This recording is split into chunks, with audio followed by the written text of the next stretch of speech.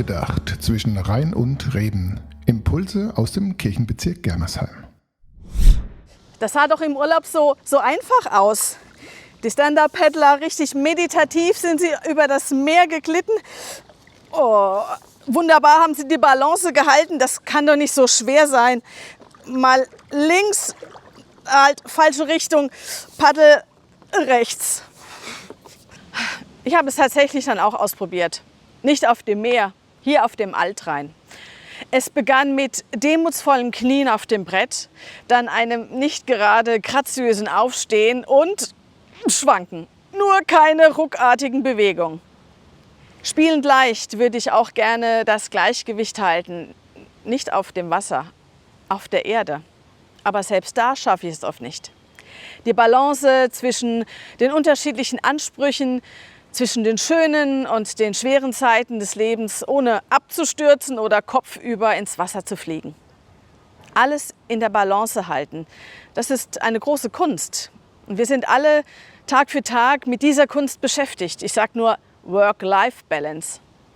Los geht's schon bei den Babys, wenn sie laufen lernen. Dann später bei den Kleinkindern, wenn sie Fahrrad fahren lernen. Jugendliche, wenn sie in der Pubertät ihre Selbstbeherrschung trainieren. Und wir Erwachsene, das müssen wir nicht alles in Balance halten. Den Terminkalender und die Partnerschaft, die Kohlenhydrate und die Ballaststoffe, Kopf und Bauch, Leib und Seele.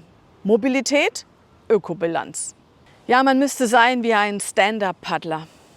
Nach außen hin ruhig und gelassen, nach innen lebendig, beweglich, im Einklang mit gemächlichen Bewegungen, nicht zu viel, aber auch nicht zu wenig. Ruhend in mir selbst, nur eingreifen, korrigieren, wenn es unbedingt nötig ist. Einfach dahin gleiten. Was trägt mich im Leben, wenn es plötzlich wackelig wird, wenn der Alltag mich im wahrsten Sinne des Wortes vom Brett holt und mich ins kalte Wasser befördert? Wenn die Wellen über mich zusammenschlagen, wenn ich nicht mehr weiß, wo oben und unten ist? Da kommen mir ganz andere Begriffe in den Sinn. Worte wie Sicherheit, Verlässlichkeit, Beständigkeit.